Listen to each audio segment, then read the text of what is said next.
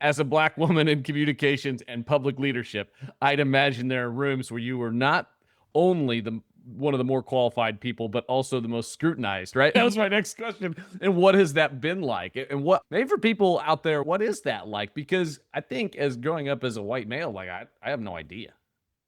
It it's hard. You feel like you have to prove yourself twice as much as everyone else. So I've had the uncomfortable question of where were you educated? Oh, wow. And it took everything in me to not punch the person right in Right, their right. Yeah. face, Yeah. but, answer with like grace and poise and walk them through my career. And yes, I have a master's degree and, I have a lot of work experience and I raised a family and I have 5 children and, walk them through that. But I have been very intimidated in these rooms Mm. in the past. And I I try to just pump myself up or talk to my mentor ahead of time and just be like, I'm going into this male, pale, and stale room again. I've never heard that and I love it. That's great. Yeah, that was case. Everything was male, pale, and stale. And I know they're all going to be looking at me Yeah. and they're all going to want to see how she reacts to this.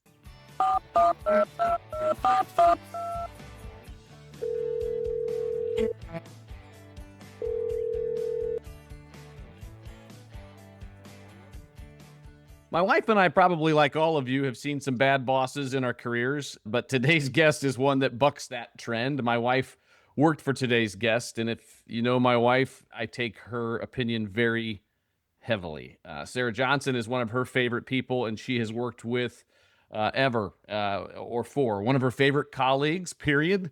And that kind of endorsement means a lot. And when I started looking into Sarah's story, I understood why. She's built a career at the intersection of communication, community, and leadership, and in ways that most people only talk about. From the halls of Case Western Reserve, where she worked with my wife and served as her boss, to City Hall in Cleveland, where she now serves as the chief communications officer alongside the mayor, Justin Bibb. She spent her career finding the right words at the right moment for the right people. And as a Black woman navigating some of the most visible and high stakes rooms in public life, she's done so with grace that you don't just stumble into. You have to build this. So, Sarah Johnson, thank you for taking the call. This is really exciting for me, and I really appreciate that intro. I love your wife. She is one of my favorite colleagues who had a huge impact on me. She's a gem and she sends her love. She can't be here to say hello. Unfortunately, she's at a conference doing what she loves and learning more about writing and doing some of those things. And you know all about that. Mhm. Absolutely. Well, she had such a great experience with you at Case Western, and you went from Case Western and now you're serving as the chief communications officer. There were some stops in between, but now you're serving as the chief comms officer for the city of Cleveland and alongside the mayor. When somebody asks you at a dinner party, what do you do for a living? Because it's such a common question. Sure. What do you say to folks?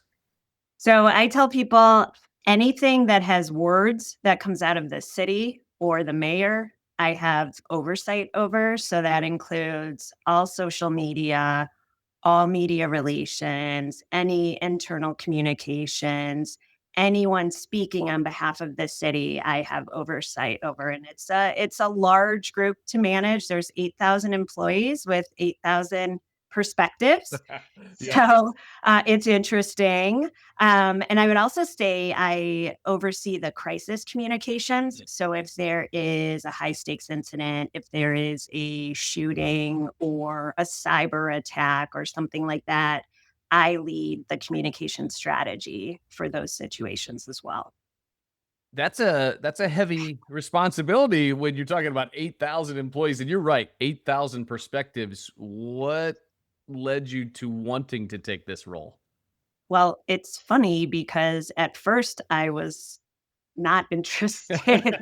One of our former colleagues, Sarah and I's former colleague, Nicole Rothstein, Hmm? her husband actually reached out to me because he was helping with the Bibb campaign. And he said, hey, Mayor elect Bibb is looking for a chief communications officer. And I said, I heard that's great. And he said, well, why don't you throw your hat in the ring? And I said, I don't know. I don't do government. Mm. I'm content where I'm at. And he pushed me out of my comfort zone to meet with people from the campaign.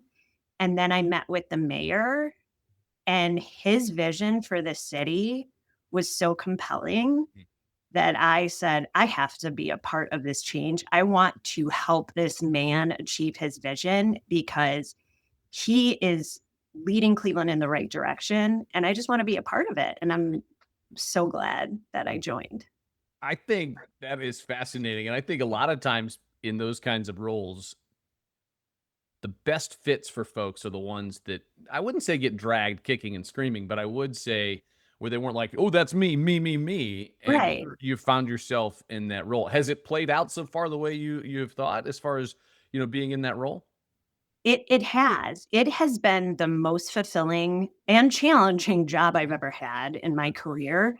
It's chaotic. I never know what I'm walking into day to day, but I keep coming back because I love it. And I love the impact I can have on residents. I love being able to make the city safer, to make the city a better place for everyone to do business, to be involved in attracting new businesses to Cleveland. So it's just, yeah, it's been great. And, we're in term 2 now. This is leading into my 4th year. So Wow. it's been great.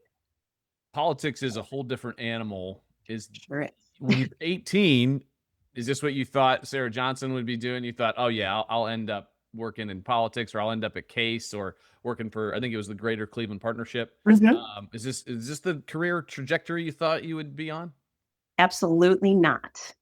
So, and that makes it fun and exciting. When I was 18 years old, my first job was working at a residential facility for children with disabilities.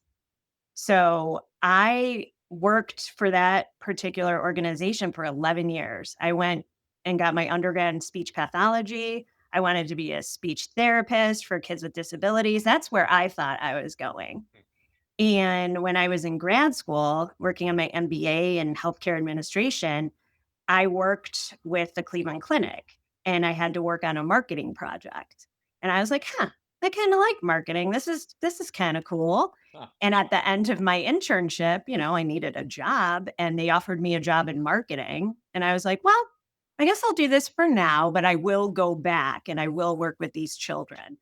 And that's kind of how my career took me. I went into healthcare marketing and then you talk about the power of connections. Someone I worked with at the clinic went over to Case and said, hey, I need someone to do marketing strategy here.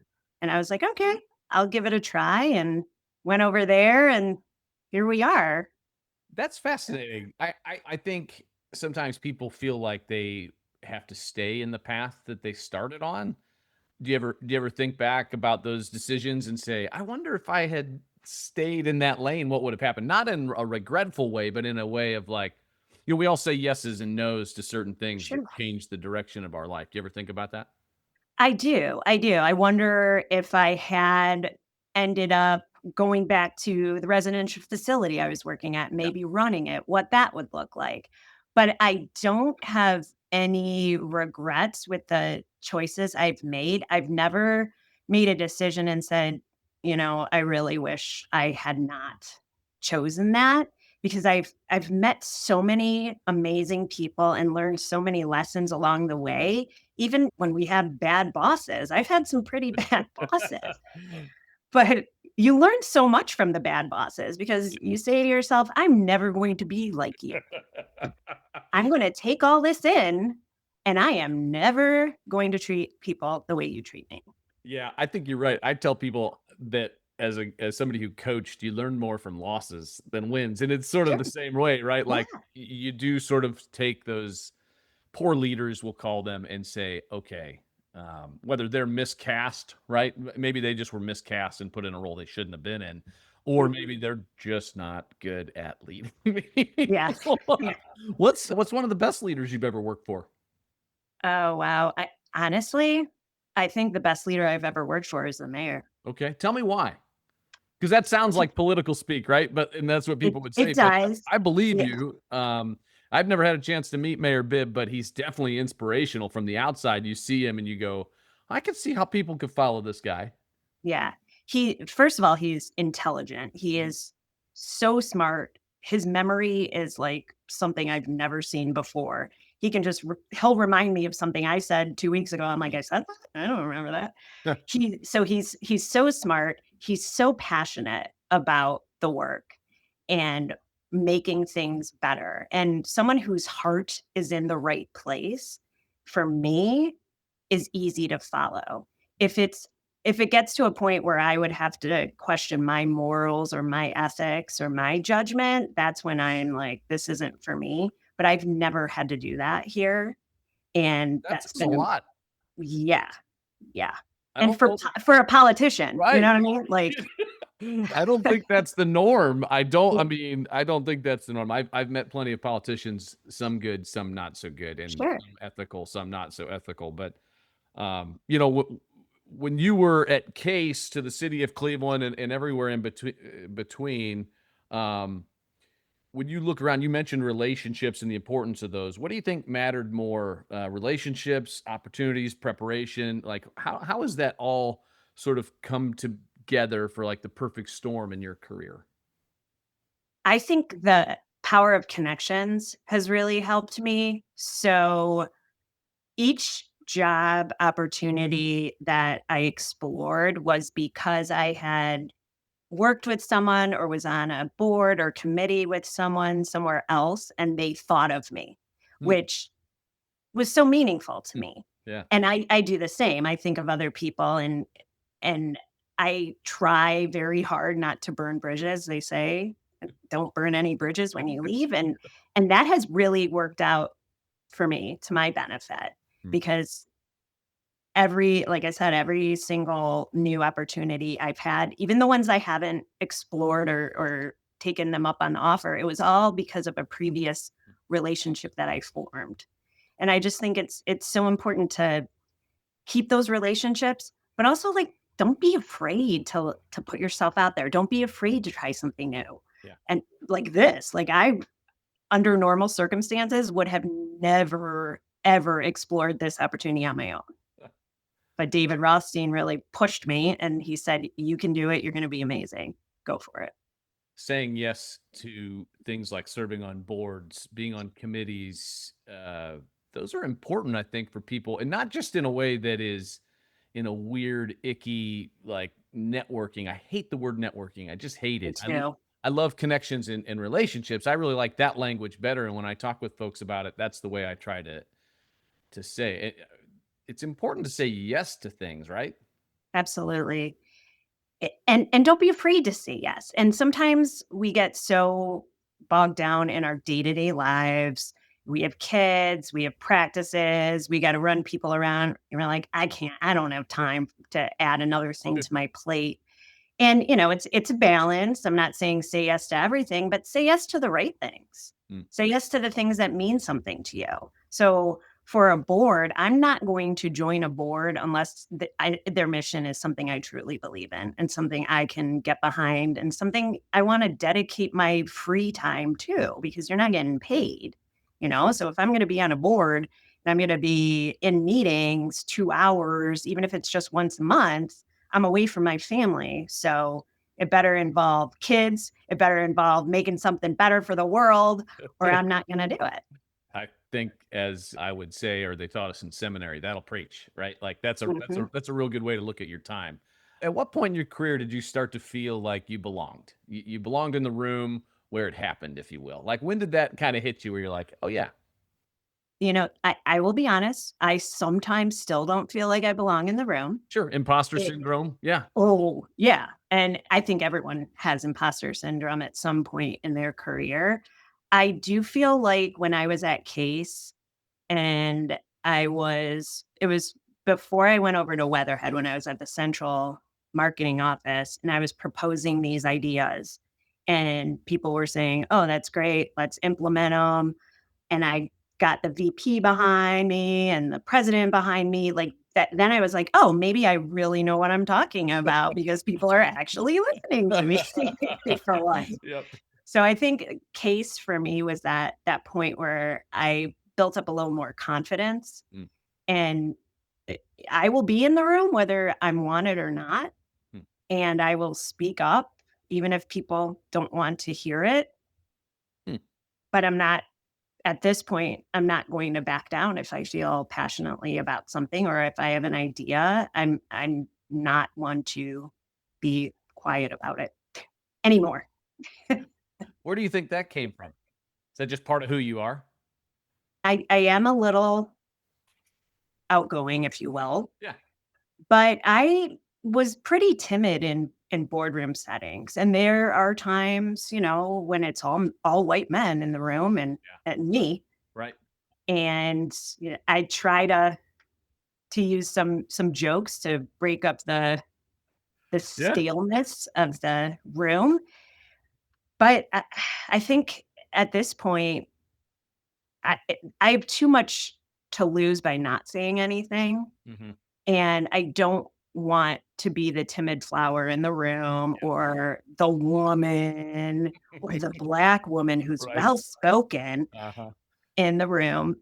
I just I don't have anything to lose as long as it's appropriate what I'm saying. Like, It's interesting. You almost read my next question. Like my oh, next really? question says, as a black woman in communications and public leadership, I'd imagine there are rooms where you were not only the one of the more qualified people, but also the most scrutinized, right? And so like that was my next question. And what has that been like? And what I mean, maybe for people out there, what is that like? Because I think as growing up as a white male, like I have no idea. It it's hard. You feel like you have to prove yourself twice as much as everyone Mm. else. So I've had the uncomfortable question of where were you educated? Oh wow. And it took everything in me to not punch the person right in their Right, stupid right. Yeah. face, Yeah. but, answer with like grace and poise and walk them through my career. And yes, I have a master's degree Right. and, I have a lot of work experience and I raised a family and I have 5 children and, walk them through that. But I have been very intimidated in these rooms Mm. in the past. And I I try to just pump myself up or talk to my mentor ahead of time and just be like, I'm going into this male, pale, and stale room again.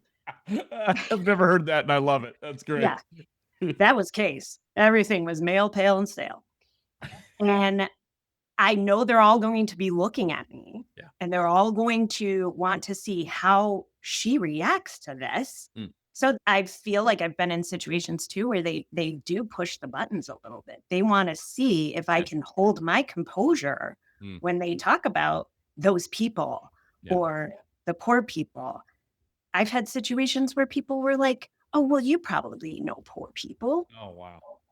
And I'm like, okay, like awkward. You know, you mentioned a couple things there that I wanna touch on. You have a mentor, you've had a mentor in your life. How did that come about? What I don't think I ever had any direct mentors where it was an official like, "Hey, would you be my mentor?" Or those kinds of things. Well, how did that develop for you? This is actually somebody who I worked with over 20 years ago. And she was in a high role. She was in a role that I aspired to be in one day. And it wasn't like a will you be my mentor kind of situation. We just kept in Mm, contact after she left. And I can call her at any point and run something by her. But she calls me now too. mm, And she says, like, what do you think about this? Do you think I should do this? And I'm advising her, which is a nice switch of roles at this point, but we've developed a really good friendship over the last 20 years. what is the value in having a mentor mentee relationship and even the way it's shifted, but what has that brought to you in your career? It's brought me out of my comfort zone in certain situations. She pushed me to go for things that I wasn't sure I was ready for. It has just sometimes it's validating Yeah. because in roles that like marketing and communications early in my career, if you don't have like a large team, it can be really isolating. And just to have someone who you can run your thoughts and ideas by and have them say, that's actually a really good idea. You should push through that. You should do that. You should propose it. So that's been really helpful. And it's not for me, like for any selfish reasons. Like I'm not using a mentor to get the next job or to help me with my resume or things like that. It's like just real world experience. So I'm not isolated. Mm. And so I still feel like I know what I'm doing because sometimes you don't get that validation at your job. Yeah. Even if you are doing a good job, Yeah. Yeah. thank yous are hard to come by Sure. or good jobs are hard to come by. Yep. And I don't need that. I'm not that soft, but occasionally it's nice for someone to appreciate Yeah. all the hard work you're putting in. Yeah. And were there any people in your life growing up, particular of color, that you looked to as models? So that is an interesting question because my family was very divided Hmm. growing up. So my dad was black. He has since passed away. My mom is white. Mhm. His family was in Baltimore, so we didn't see them very often. Okay. And I was around my mom's family mostly. Hmm. I grew up in Cleveland Heights, which was very diverse, but the schools I went to growing up at elementary school were not. Right. So we were usually the black people. And it wasn't until high school Yeah. where I got out of the private school and went to the public school where I had more diversity, got exposed to different cultures and religions and things like that, where I actually met more people of color that were older than me, that were people who I aspired to be. And I followed their careers and saw where they went. And then I ended up at a very white college. So that's a whole different story. Uh, But there are a few people who I have met along the way that have inspired me and who I've gotten to know and have shared their experience with me as well. But it wasn't until after college okay. for me that I really had those meaningful That's connections. interesting. Do you feel any more burden or responsibility to be one of those people now as the adult and as I mean, is that something that you feel? I kind of do.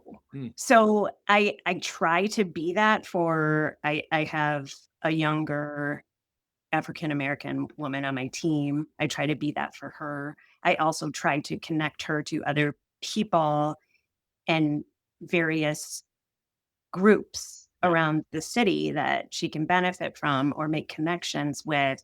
I feel a responsibility partially because it was like a part of my life I didn't have Yeah. until I was much older. And I just want her and everyone else to know that they're not alone and there are people who are willing to help them along their career, whether it's just giving some advice or helping connect them to other people who might be able to Mm. That's give them good fantastic. advice. Yeah. Yeah. What a fabulous and heavy burden. What what do people maybe misunderstand about your role now as the chief communications officer? What do they like, especially in city government? What do you think people maybe misunderstand? I think people don't see a lot of the behind the scenes stuff that we're doing. They just see what happens on the news. Mhm. And I tell the mayor and the cabinet, I'm prouder of what doesn't make the news Mhm. Yeah. because that is stuff that I'm not that I'm covering things up, but there are some stories that are just silly. Right. And I will work with the reporter and I'm like, don't do that. This is a silly story. How about I give you this and I'll give you the exclusive on this? Yeah. So a lot of the stuff that I do that people don't understand is stuff they don't see. Hmm. Interesting. What what do you think it takes to try to get I mean, you're in a comms role that is like you said in some ways I mean, you're never going to make everybody happy all the time, right? Um you've had to communicate through some really hard things, some crises, and that's just part of the nature of being in communications. Sure. What do you think pressure reveals about people or about being a communicator? How, like, what are the challenges there? The biggest challenge for me is in the midst of a crisis when everyone is running around, like, I have to be the calm one Hmm. because I learned early on, like, people are looking at me, and if I'm not calm, it's gonna freak everyone out. So, we had a cyber attack a couple years Yep. ago, Yep. and everyone was freaking out. And I go to making jokes, you know what I mean? Like, we had the FBI and the Cyber Reserve, all these people at our emergency operations center, and they were this wasn't a great joke, but they were wearing red polos. Yeah. And so I walk in, I'm like, "Oh, who called the geek squad?" And, the FBI didn't like it, but our staff, like, it made them, like, laugh and say, like, "Okay, we take this seriously, but you can, like, Yeah. add a little levity to it." Yeah. So, I just try to, even if I'm freaking out on the inside, make sure my outside is calm and reassure people we have a plan. This is what we're going to do. I've got you. Yeah. Let's move forward. It's gonna be okay. I worked in operations, and I actually really enjoy crises because as somebody who kind of struggles with the ADHD brain, for me, when crisis happens, I'm at my best, and I am like, okay, everybody, I can just see the world spinning quickly, but I slow down. So Yeah. those And that's crises, a skill. That's a good skill to have. yeah, Telling you. that's one of my superpowers, or maybe my only one. What right now, what gives your work the most meaning? Because you're in a role that is public facing in a way. I mean, it's sort of both, right? You have the, like you said, the behind the scenes and the public part of it. But what gives your work the most meaning right now? You mentioned how much you believe in the mayor's vision, but underneath the titles and responsibilities, what is that? For me, it's the resident impact. So, all the stuff that we're working on, all the projects that we're launching, all of our strategic planning is for the residents of Cleveland. So when I can go out there and see kids excited because a new playground is being built, or see an older couple really happy because they got their home repaired, those kind of impact stories are what keep me going. And I think that's what keeps the mayor going too, when Yeah. he goes out and he sees the work happening and the impact being real for the residents. That has to be important. I mean, because of all of the negativity that surrounds politics and government, like, you have to keep pumping up some of those positive stories, and not just for spin by any means, but actually to motivate internally, right? Like that's got to be part of it. Yeah, and just to educate internally, because having 8,000 employees, not everyone pays attention to our SharePoint site where we put all our happy news, Right. and not everyone checks their emails. So how do we reach people where they're at and make sure that they know that we see them? We see the work that they're doing. Everything that every single person in the city does is meaningful and impactful, and we can't improve things for the residents without every single one of them. That's a good word. What do you wish somebody had told you about leadership when you were younger going into these roles? Oh, wow. I wish early on that I was told to assume positive intent. Hmm. And I know Hmm. that might not be a popular concept, but at the end of the day, I think everyone has silent struggles that we don't know about. And it might seem that someone's attacking you. And young Sarah would be like, "Oh, let's go. I will attack you back." You know what I mean? And we'll duke it out and I will win because I'm stubborn. But I wish someone told me that you don't know what people are struggling with. So you should always assume positive intent. Let them prove you wrong, but don't go in with a negative thought because that will impact your whole conversation, your whole interaction. Go in positive, assume positive intent, and then it just will end up being a more positive interaction. That's a very Ted Lasso sort of approach. And that leads me to my next question. I'm not sure if you're familiar with Ted Lasso, but I always like to. Oh yeah, that's one of John's favorite Oh, yeah, your shows. husband John's awesome. I haven't seen it in so long. So I always ask people this question. It's what brings out the Larry David part of you, the curb of your enthusiasm, most frustrating part, right? You can answer that politically if you want. Oh my gosh. What brings out those Ted Lasso moments at work that are like, man, this brings me joy. I mean, I know you've mentioned a little bit of that, but like that balance that we all have. What is that like for your current role? Sure. First of all, I love this question because I love Larry David as well. I think the thing that frustrates me the most, and probably a lot of marketing and communications people can relate to this, is when other people procrastinate and then they bring you something and you have to turn it around really quickly, either because they sat on it Mm-hmm. or they just had an idea and they're like, I want this in like 2 hours. That drives me insane. Uh-huh. I've learned to control it a little bit. I wrote on my whiteboard, I erased it before this. Your procrastination is not my emergency. I love that phrase. Yes. So I try to live by that, but it irks me every single time.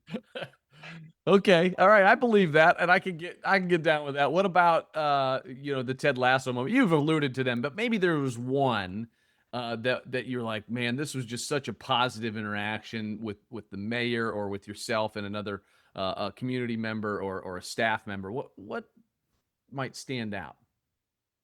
Well, here's one. In addition to like impact on residents, I like when my team succeeds. I gave an opportunity to someone to give a presentation to the cabinet and they crushed it. And it was like a proud mom moment for me. And it brought me so much joy to see them show what they can do Yeah. to a powerful room of leaders, earn some respect from these leaders, and then it gave them confidence to do it again and explore new ideas and not hold back. So that has been a great Ted Lasso Yeah. moment for me. That's But awesome. also um, in the community, sometimes it's just when the kids see the mayor. Yeah. So we took the mayor. There's a And by the way, this is not just Cleveland. This is even small towns. And when we lived in Ashland, Ohio, man, every kid loved to see the mayor, Mayor Matt Miller. They loved seeing him, and it's just one of those things, right? It's the role. they're so excited. Yeah. So we took the mayor to a restaurant that's run by students Mm, at a local high school. that's So cool. it's a culinary program. So Yeah, and they run a restaurant. So we said, let's just go unannounced mm, and have some lunch. that's cool. They were so excited that he Yeah. was there. I mean, they were a little nervous. They're like, can I take Yeah. your order? But just seeing how much joy that brought them, and they're like, hey, he actually cares about what we're doing. That's cool. Yeah, that I was love fun. that. I love that it was unannounced too. Like those are the Yeah, that the stuff that happens that people don't know about. Uh, I mean, there's a fine line, right? You want people to know because that's part of your job. But sure. all right, word association. You ready? Oh boy. Okay. Success, Happiness. failure. Mm. That's almost everybody's response, by the way. There's almost always a oh. No impact. Mm. Failure to me is having no impact. Money. Necessary. Yeah. I like that. You're not the first person to say that, and I think it's a great. You don't need again. You don't need me to validate it, but I think that's a great answer. I think Yeah. I've heard people say tool. It's a tool. Um, Yeah. It's not the end goal, but yeah, it's necessary to survive. nice to have, right? Yeah. Identity. That's tough. Identity for me is still evolving. It's evolving. Mm, I associate evolving with yeah, identity. I think that's fair too. It's such a one of the reasons I started this podcast was so that we would talk a lot about people's jobs and career trajectories and all that stuff too. But if our careers go away tomorrow, our job goes away tomorrow, we still have to have an identity, right? We still have Mhm. to know who we are without a job. Right. If let's say the job goes away tomorrow for whatever reason, you're not able to do it, what happens to Sarah Johnson? Well, I'm still a mom. I'm Mhm. still a wife. I'm still a friend. Mm. I would probably become a boot camp instructor because I love my little boot camp morning routine. And yeah, that's me. All right, last question for you.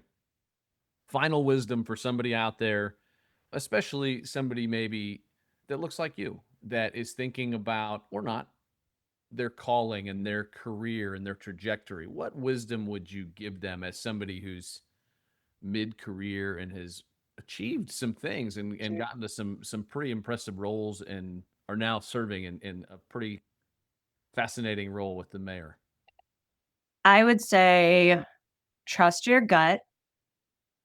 I really believe that you are guided to make the right decision. So trust your gut and don't be afraid to step out of your comfort zone because you don't know where it might lead. And I think we focus too much on what could happen instead of just focusing in the moment. Go out of your comfort zone. I certainly did. I love it. Thank you, Sarah Johnson. Really appreciate your Oh, time. thank Thank you you. for all your work with the city of Cleveland as well. Thank you so much.